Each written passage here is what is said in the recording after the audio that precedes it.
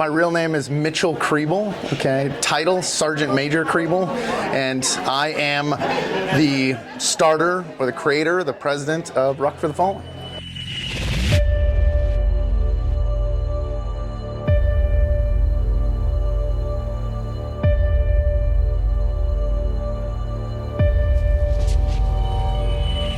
You know, heroes are quiet.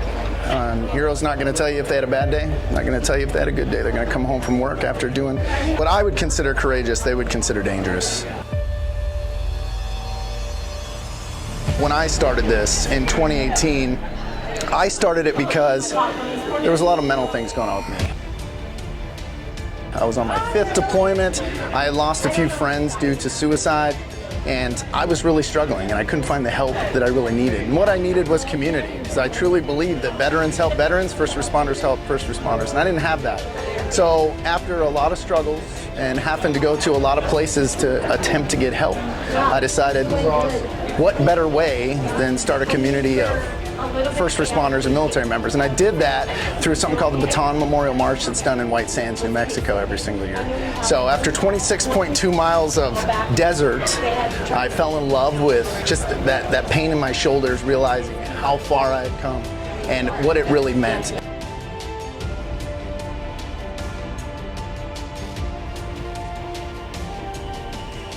So today we had 11-mile ruck.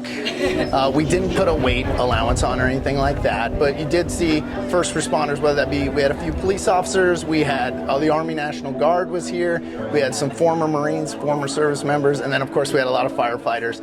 And we were able to ruck that 11 miles, and then we did the last mile, if you will, where we carried sandbags, and each one of those sandbags was worth $1 amount. So the goal was to get a certain amount of sandbags across the finish line, and we were able to get all those and raise the money that we really wanted. So that's awesome. For those who don't know what maybe rucking is, can you describe what the term ruck means? Okay, so yeah, we get that question a lot. It's just a weighted bag on your shoulders. You're going to see that a lot in the military every single day. You know, whether that's out training, carrying your gear you're going to sleep with, train with, shoot with, so on and so forth. And you know, if you associate the military with just about anything, rucking is the first thing that comes to mind. So, but we also, you know, when you're talking about EMS and the gear that they carry, if you're talking about firefighters and their bunker gear, so on and so forth, you know, same concept. But what it is, we want it to be a challenge. There's a lot of running groups. There's a lot of walking groups. There's not a whole lot of rucking groups, but they're really starting to come about, and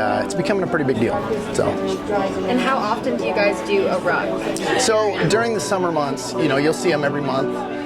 We have a big annual event every year. We go out there to Steptoe Butte, just out of Oakdale, Washington, and we go all the way up and down that, and we'll do the surrounding communities. I started it in Fort McCoy, Wisconsin, and then we took it down to Texas, and then we took it to Michigan, and then finally we took it back to Idaho and Washington. So it's pretty young, but we're starting to get a little traction. Okay, and the main point here is we're trying to get that eyeball back on our first responders. Okay, we're trying to make it okay to where they can come to a community and feel comfortable speaking to the general population and their fellow veterans and first responders. So.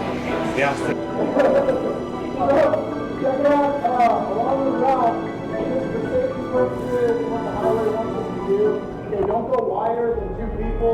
I'd like to thank the community.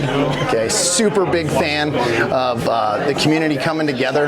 Okay, it's again, it's so hard to get first responders and veterans to come to the table and talk to each other. Okay, it's easy for me now. Okay, it's easy for me to say, hey, I'm having a rough day. But we need to break that stigma, and we need to make it okay that we all can get together and say what's bothering us or what's not. So it's great.